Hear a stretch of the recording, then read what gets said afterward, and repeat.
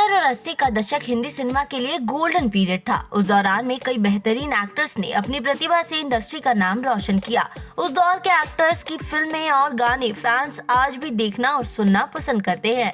ऐसी ही एक एक्ट्रेस है जिन्हें उस दौर में सुपरस्टार कहा जाता। जी हाँ, हम बात कर रहे हैं मशहूर अभिनेत्री स्मिता पाटिल की। स्मिता ने अपने करियर में कई सुपरहिट फिल्में दी। 1980 के दशक में स्मिता पाटिल की लगभग हर फिल्म हिट होती थी। रोमांटिक किरदार ही नहीं, गंभीर किरदारों में भी उन्होंने अपनी एक्टिंग से जान डाल दी। उन्होंने उस दौर में लगभग सभी बड़े स्टार्स के साथ बतौर हीरोइन फिल्मों में काम किया। हिंदी सिनेमा में बेहतरीन एक्टिंग के लिए उन्हें पद्मश्री सम्मान से भी सम्मानित किया गया। जहां एक तरफ फिल्मों में अपनी उम्दा एक्टिंग के लिए इस एक्ट्रेस को खूब सराहा गया, तो वहीं इस एक्ट्रेस की पर्सनल लाइफ भी खूब सुर्खियों में रही। स्मिता पाटिल का जन्म 17 अक्टूबर 1955 को एक राजनीतिक परिवार में हुआ। स्मिता पाटिल हिंदी सिनेमा के 70 और 80 के दशक में बेहद मशहूर अभिनेत्रियों की लिस्ट में शामिल हैं। उन्होंने 8 फिल्मों से लेकर बॉलीवुड की मसाला फिल्मों में काम किया। स्मिता पाटिल ने 1975 में श्याम बेनेगल की फिल्म चरण दास चोर से अपने करियर की शुरुआत की थी।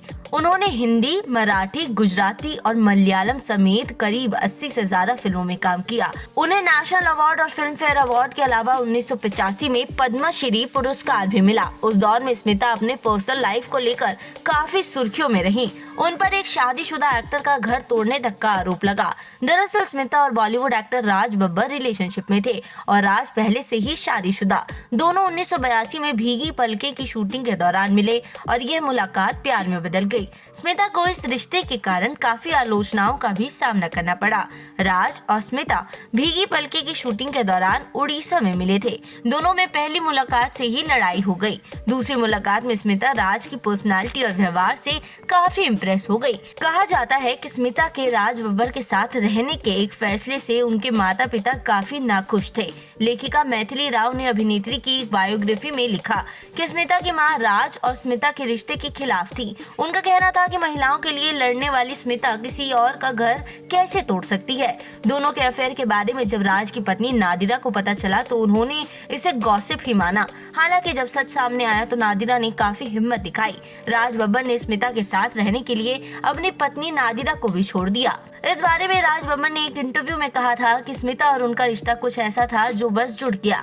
एक इंटरव्यू में नादिरा ने कहा था कि स्मिता मेरे पति के बेहद क्लोज थी। भले ही उनका मेरे पति के साथ अफेयर था, लेकिन मुझे भरोसा था कि मेरे घर की जरूरतों पर इसका असर नहीं पड़ेगा।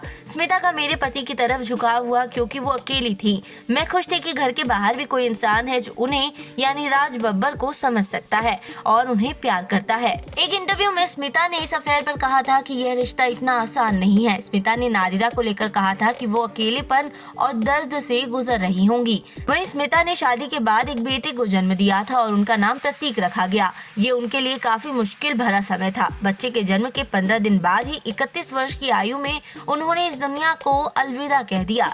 दरअसल बच्चे के जन्म के समय ही उन्हें इन्फेक्शन हो गया था जो इतना बढ़ गया कि उनके मौत का कारण बना। स्मिता पाटिल की जीवनी लिखने वाली फेमस राइटर मैथिली राव ने एक इंटरव्यू में बताया था कि स्मिता को वायरल इन्फेक्शन की वजह से ब्रेन इन्फेक्शन हुआ, जिसकी वजह से उनका निधन हुआ। स्मिता के अचानक निधन के बाद राज टूट गए थे, लेकिन कुछ समय बाद वो अपनी पहली पत्नी नादिरा के पास वापस चले गए। वहीं स्मिता की मौत से जुड़ा भी एक बहुत ही अजीब किस्सा है। दरअसल स्मिता की मौत के बाद उनके मेकअप आर्टिस्ट दीपक सावंत ने एक चौंकाने वाला खुलासा किया था। दीपक ने बताया था कि मरने से पहले स्मिता पाटिल कहा करती थी कि दीपक, जब मैं मर जाऊं तो मुझे सुहागन की तरह तैयार करना। उनकी इस अंतिम इच्छा को उनके मेकअप आर्टिस्ट दीपक ने पूरा भी किया था। मृत्यु के बाद उनकी अंतिम इच्छा के मुताबिक ही उन्हें सुहागन की तरह सजाया गया था।